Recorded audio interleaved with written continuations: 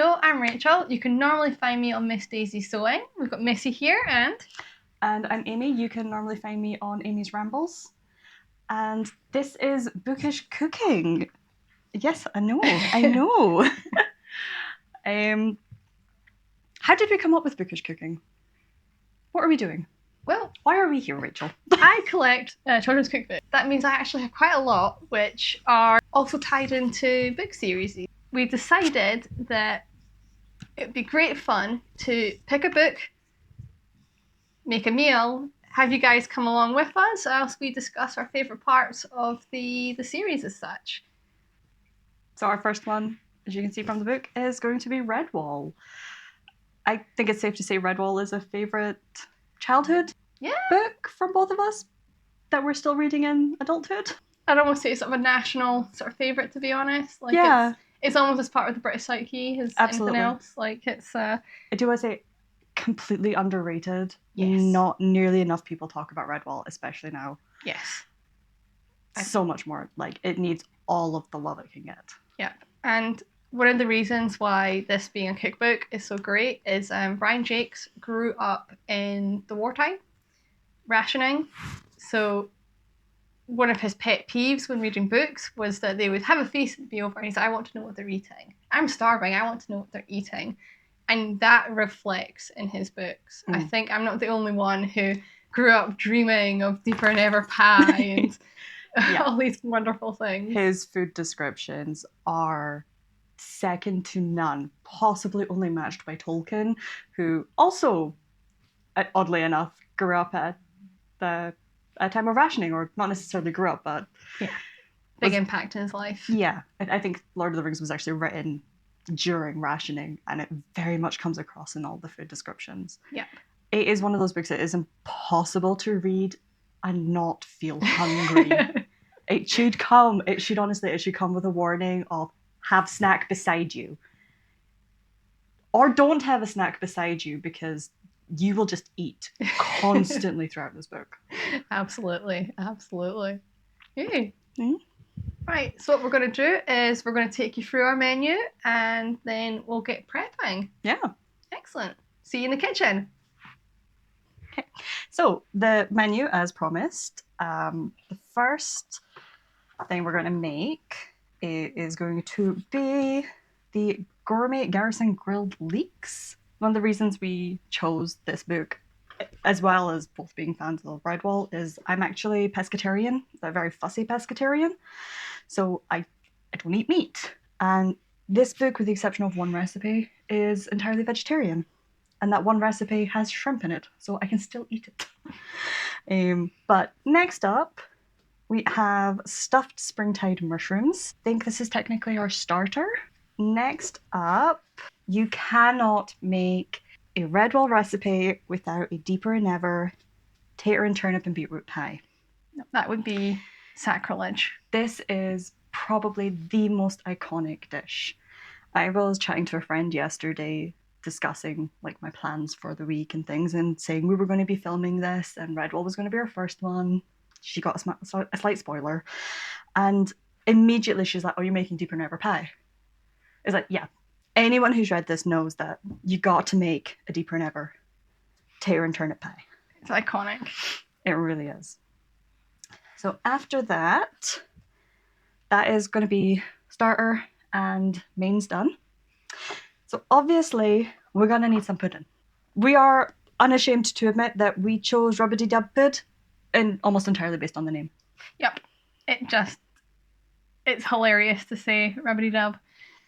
Say it out loud. People on the other side of the camera, say it out loud. Rubbity Dub Pud. I think it's one of the Badger's dishes. I need to double check that. I think it is. Aye.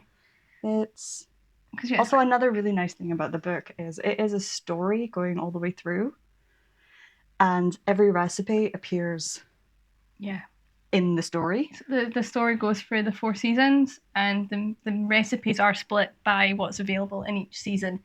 So it would be if these animals were farming the land, this is what would be available at that time of the year. So again, it's also a really great book to have on hand if you want to do a bit more seasonal cooking. We've not made the recipes, but so far I'm really liking this book.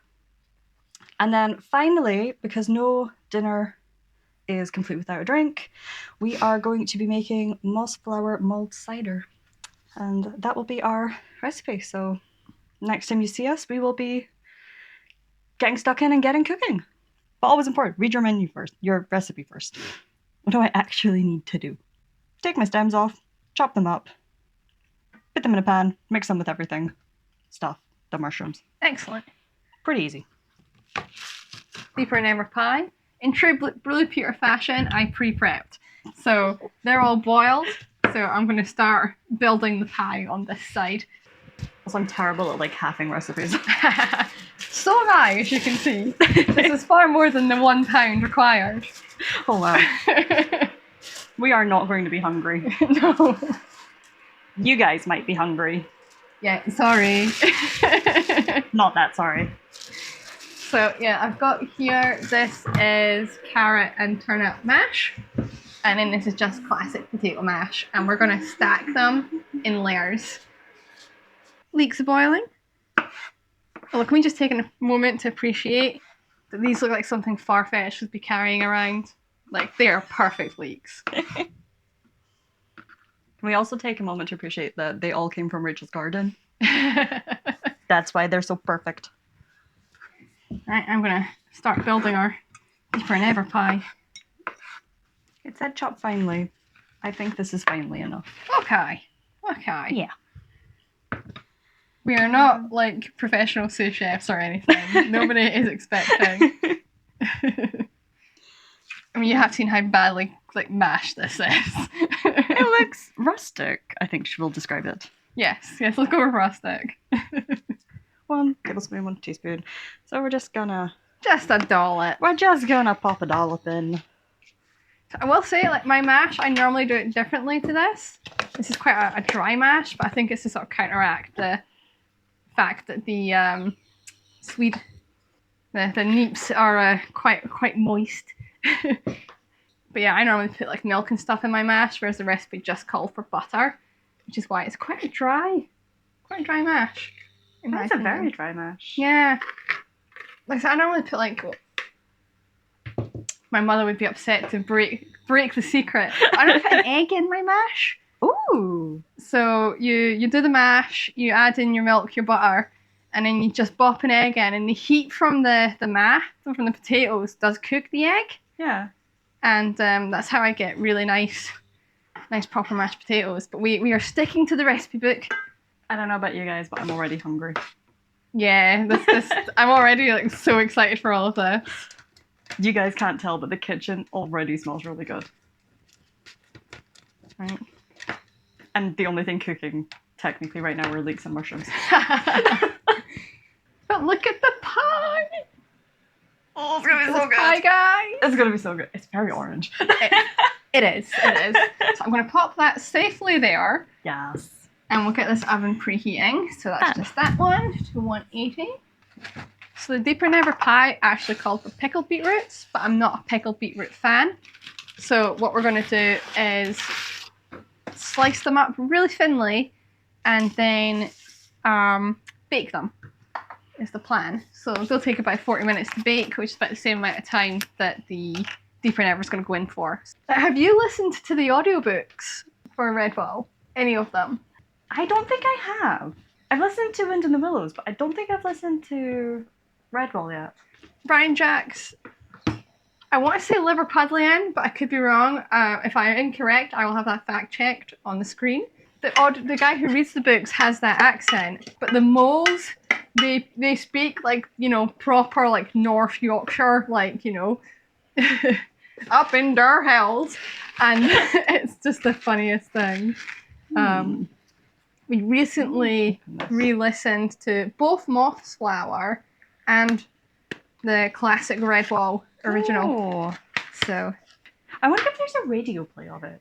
Sort of like full cast. that would be amazing. Yeah. If anyone out there has any connections, this is our request. This is what we want. Yes. If it's not already done. I'm just gonna chuck some more butter in because these are starting to look a bit dry. Fabby.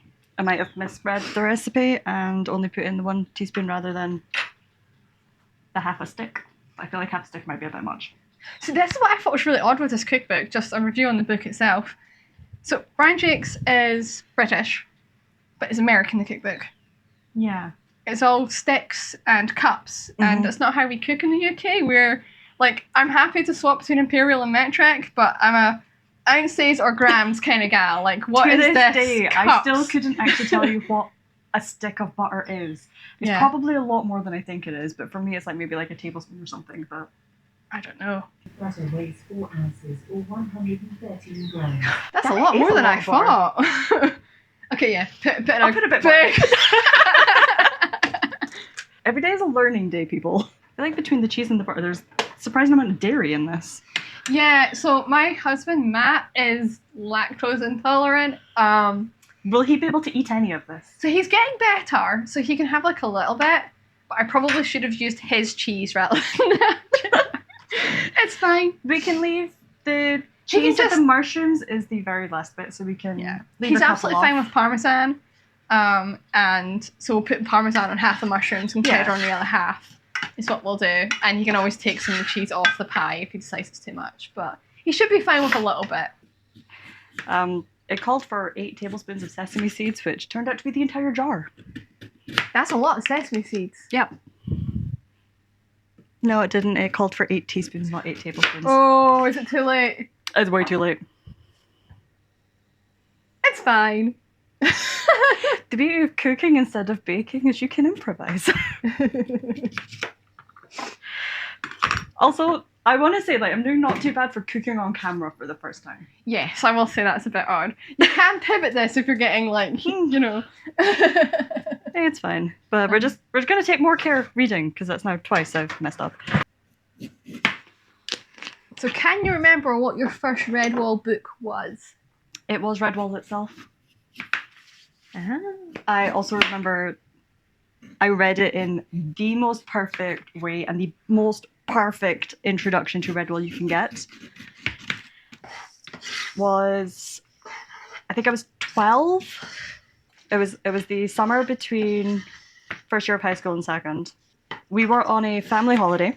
It was our first family vacation, whatever, with my stepdad's family. So like his parents and his step siblings. We were on a canal boat in central England. I was one of only 2 kids, the other one being my brother. So there was a lot of just sort of like hanging about. I will say, like, at the time I did not appreciate that holiday for what it was. I would appreciate it a lot more now as an adult. But because we spent like most of the day traveling along the canals, I spent a lot of day sitting at the front of the boat. So I was sitting at the front of the boat. I'm sitting at the front of the boat, reading this book, looking out over the water with all of the trees canopying over in like this incredible arch. The way the canals are situated, they're far enough from the roads that you don't hear any traffic. That sounds perfect. Yeah, so you hear all the different, like the hubbub of like the different canal boats, different people wandering around, but you don't hear urbanization. And you can easily picture yourself, like, Redwall, the Abbey is just around the corner. It was, hands down, the best experience of reading a book. I think it's like the perfect way to read that book. Yeah. So, yeah, and I think I probably would have still loved it just as much. But I think that definitely adds to my love of Redwall. Yes. But what about you? So, I know we were going on earlier about being a childhood classic. But my first reading of Redwall was when I was 19. Oh gosh, that's quite late. So this was when I was in Indonesia. Yeah, so it was actually Matt who gave me my first Redwall book. It was his copy of Mossflower. So I spent 6 weeks in Indonesia studying the coral reefs.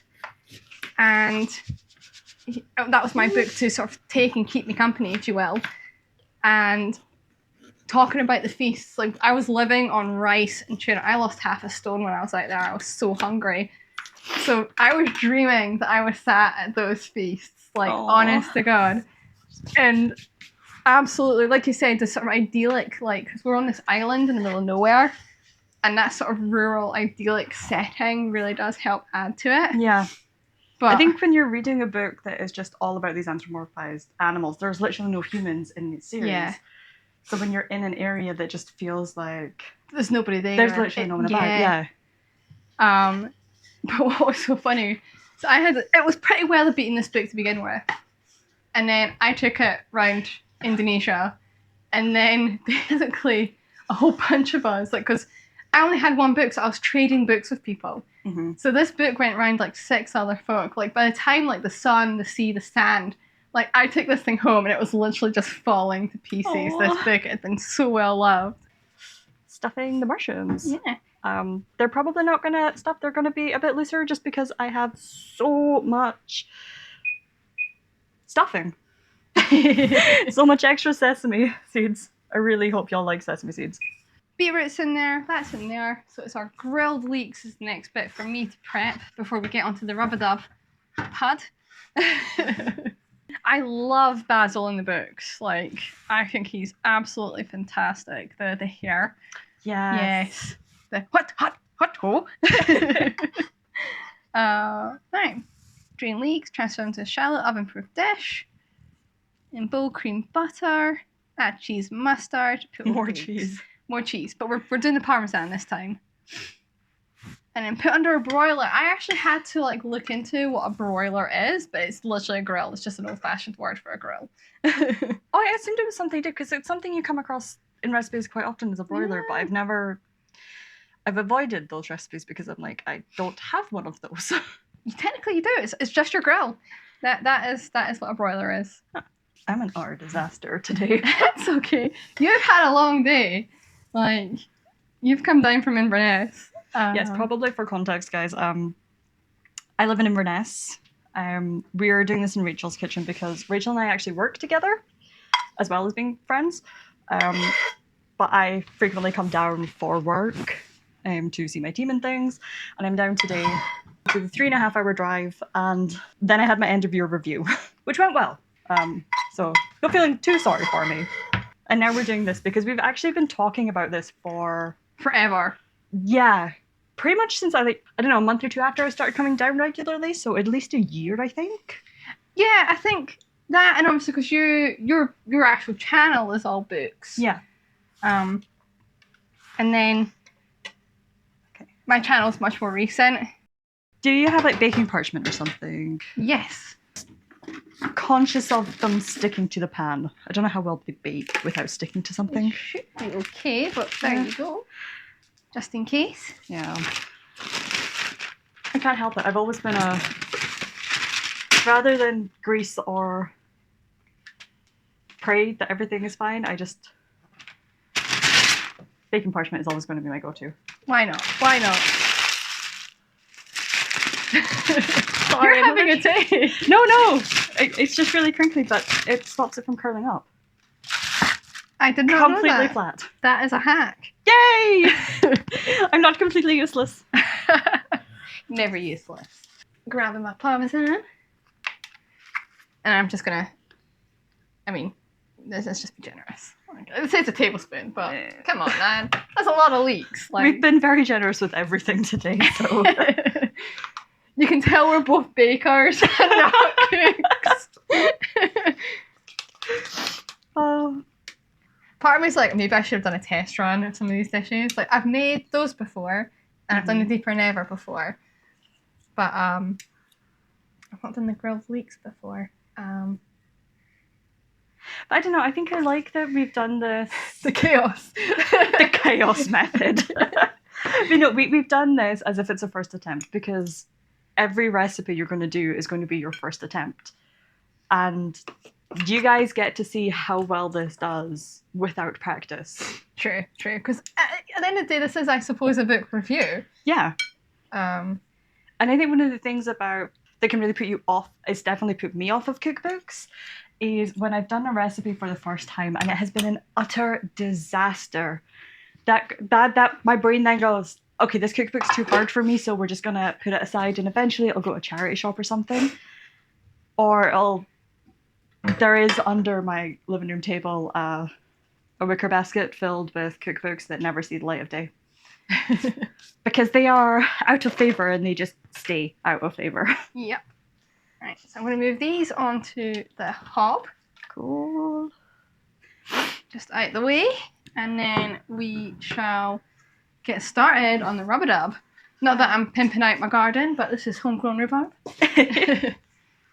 Another reason we're doing it in Rachel's house. To be fair, rhubarb just grows itself. Like there's no difficulty in growing rhubarb. That should be a pound of rhubarb. I did roughly weigh it. And it says inch, but they're roughly. Some bits are a bit longer, but it'll be fine. Like, we're definitely going for the rustic feel tonight. Absolutely. So what I'll do is I'll get you a scale and you can start the weighing. Everything is in cups. There's no weighing. Okay. It's all cups. I shall fetch the cup. So yeah, the one negative we have about this book so far is it's American. Yeah. I No offense to any American viewers out there. I'm sure you're very used to it, but we're not. No. I do actually have in my Princess and the Frog cookbook, later episode, See what she did there? a conversion chart, like, for the recipes, because I was so tired of constantly, like, translating them. I'm really I feel like I should, but one day there's just going to be one stuck to my fridge or on a Yeah. cupboard door. That's the word I was flailing for. 12 seconds later. For getting the scales out. I can't cope with those cups anymore. A few moments later. It wants half a cup. Echo? How many grams is half a cup of sugar? So I wonder if this would almost make like a cobbler then. Yeah, I think it might be more like a cobbler. And beat in the milk until incorporated. Yeah. Do you think maybe a bigger baking tray? Yes. Yes. Yeah. Yes, it's a rather full baking tray. It's a lot of rhubarb. It's okay. Mary Berry can help us out. Oh gosh, it's thinner than I was expecting. I don't know why. Yeah, that's what I thought about. It's holding a hole because it's got quite a lot of. Yeah. I don't think I've ever had a cake bar this liquid. That's what I'm saying. It's holding a hole. It looks almost like a sort of pancake batter. Yeah. Like, Except even my pancake batter is. I don't know if you guys can see this there you proper. are. Yeah. Like, this is proper drizzle it. Let's just trust the process. Let's just go for it. And just pour it over? Yeah, just pour it over, I think. Maybe we should have gone with the smaller one. It looks kind of terrible, I'm not going to lie. We can swap it to the smaller one. I'll do this fine. We shall just, like, Temple of Doom this. Yep. You got the corners? Right, 1, 2, go for it. 3. There we are. Oh, look at that! Actually, It's clean! smooth. It's in it! Yeah, that looks a bit better. So lumpy. It'll be fine. It'll incorporate. Yeah. Ooh. It's serving time. My dear. So the angles are going to get a little bit more shaky because Woo! I have transitioned to camera woman. And you guys get to see them coming out. Oh my goodness, guys. Look at them. Look at those layers. So I can go on there. Look at that. Look at those layers. It's gonna be so good.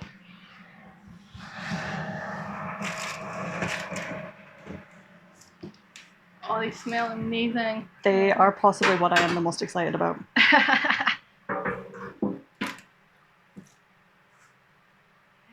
I am absolutely just tracking the food and I am unashamed about this. Because we know that's what you guys are here for at this point. Yep. And then we've got our beetroot.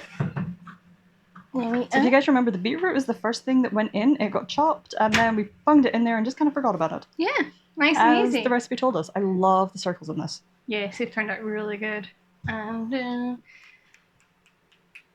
something else to protect my table. That'll do it. Look at that. Yeah. I guess maybe like a word of advice is be aware of like all the recipes you choose, because we chose very oven grill based ones and they're all very hot coming out. Yeah. Ooh. And then that's the. How did the leeks turn out? I'll pop the leeks up on here. Oh, I've turned that off, and we still need that on for the rubby dub. Right, you can get in a quick second whilst the rubby dub goes in. Okay, so just a reminder, this is what it looks like going in with this very thin batter.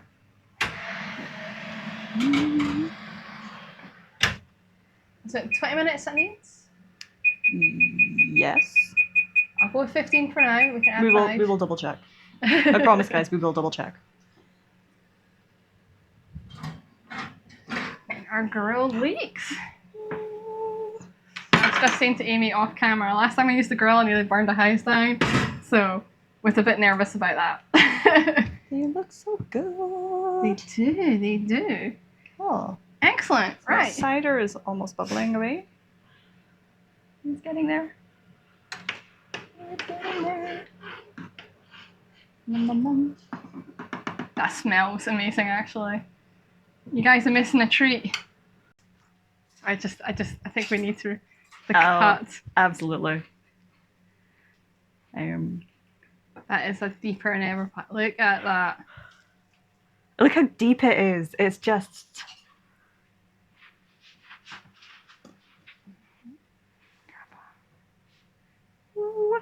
One or two mushrooms. Oh, 2, definitely. Sorry, mushrooms are they're the bit I've been looking forward to the most. I adore mushrooms. Yeah.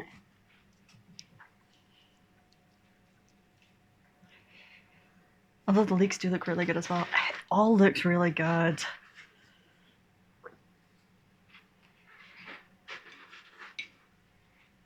And then some beef crisps.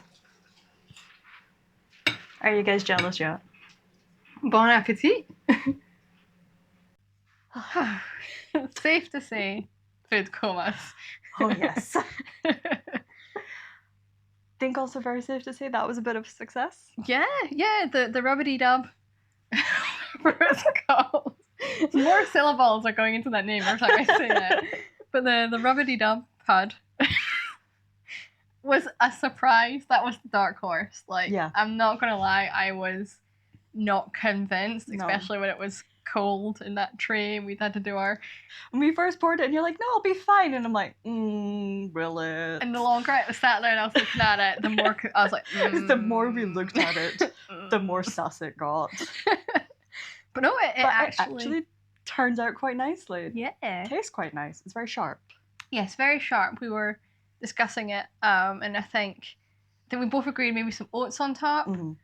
next time we make it, and taking out half of the rhubarb, Yeah. and subbing it for something sweeter like strawberries would totally fix that. Yeah, it's the fruit to. I don't know how to describe. I don't know if it's a cake or a. It was like a cakey toad in a hole. Yeah. Like it really. I wonder like, if it's almost like. It's almost like a filled pancake, yeah, kind of. it's unique. It was very much its own thing. Indescribable. Yes, but very nice. It But, was. yeah. It was very nice. Yeah, definitely. Um, I think my favorite was the mushrooms. the mushrooms did turn out really well, even with the sesame seed overload. We didn't.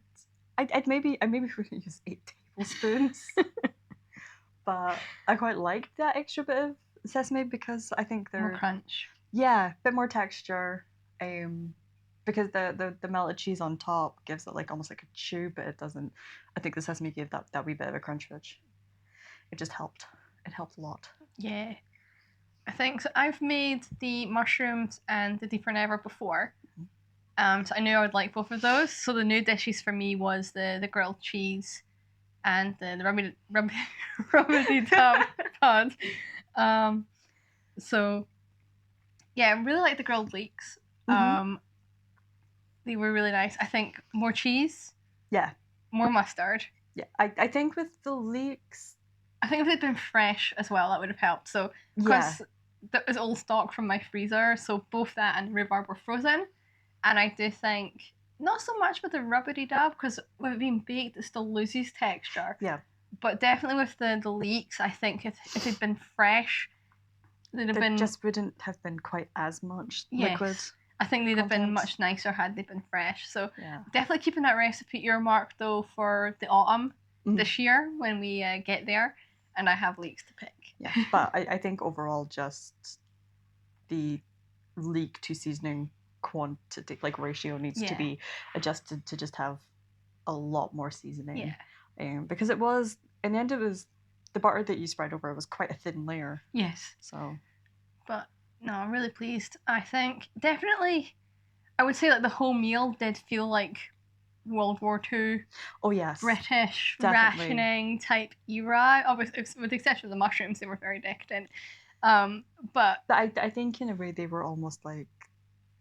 I think even in that era there were certain dishes that were quite decadent just because they were few and far between, but every so often it was like you saved up all of your butter, you saved up all of your sugar to have this treat. People were also more learned then. Yeah. Like I would never pick and eat a mushroom because I would kill myself. Guaranteed. Absolutely, 100%. You know, whereas people back then were more savvy about wild foraging, so probably actually stuffed mushrooms wouldn't have been as unusual as you'd think. I mean, I think realistically, yeah, it was mushrooms, it was breadcrumbs, it was cheese. It's all kind of possibly basics. with the exception of the sesame seeds. Yeah, might be an addition. I don't know how widely they would have been available, but yeah. No, I think we've had a very strong start. I'm going to give that a solid 10 out of 10. Oh, 100%. That was like 5-star bake. I was just gonna say like 10 out of 10 would make every dish again. Yeah. And the cider as well. Oh gosh, yeah. Forgot this. Yeah, that was. Oh, that was so good. That was so good. I'm so sad we only made like what the recipe stated. Yeah. We got like essentially like three glasses, three small tumblers out of it. And yeah, I would absolutely go for another one of those. Yeah, they tasted like autumn. Yes. To me, like that was, to use the American sort of fall. Yeah. That's what it tasted like to me. That Americanized that entire fall. meal was very. All of our recipes were quite autumnal. Actually, turnip, potatoes, leeks, they're all autumn. They did come from. It was not something we did intentionally, but they did come from different seasons of the book. So, I think the grilled. Off the top of my head, right now, I cannot remember. The leeks were from the spring because you can pick leeks in spring if you overwinter them, which is not something I've done, but I might give a try next year. But basically, if you go back to the point in the video where we were going through the menu, the first recipes I showed you were from the back of the book. They're winter. Whatever recipe I gave you in the middle was, I think, from summer, and the last two recipes were from spring. Like I say, it's not something we did intentionally, but it's just nice the way that worked out. Yeah, we sort of managed to get across the board. So, yeah, I think definitely I'll be revisiting the book and 100%. picking some other stuff out. Yeah. I don't know if we've got much more to say. Nope, I think that's a solid start. So, if you guys ever come across this book, 100% recommend picking it up. Absolutely. They were all really easy recipes, although Rachel had made a couple. Everything was brand new to me, and I don't know how we're going to cut this down or anything, but at most, I think overall it took us, an hour? Yeah. Which, I mean, for 4 courses, chatting to the camera, doing everything, we probably weren't working as quickly or as efficiently as we would normally on our own in our own kitchen. I mean, you're in your own kitchen, but... Yeah, it's working around tripods and stuff. Yeah, the recipes read very straightforward, especially if you actually read them and don't do what I did and just assume you know what you're reading. Actually read the recipe. But they're really easy to follow, they're really simple to make. Yeah, I would also add, as a leaning on the book review side of things, the illustrations are absolutely beautiful. They are stunning. And the story that does come with the book is really cute. Yeah. So, yeah. Absolutely. Like I said, just to recap, 10 out of 10, 5-star. Absolutely would bake again. And, hopefully you enjoyed this and you'll come along for our next mealtime adventure. Yeah. Cool. We just Until need to then. decide what it is. Yeah, any suggestions? Pop in the comments below. Absolutely. Cool. Right. See you guys later. See you later. Bye.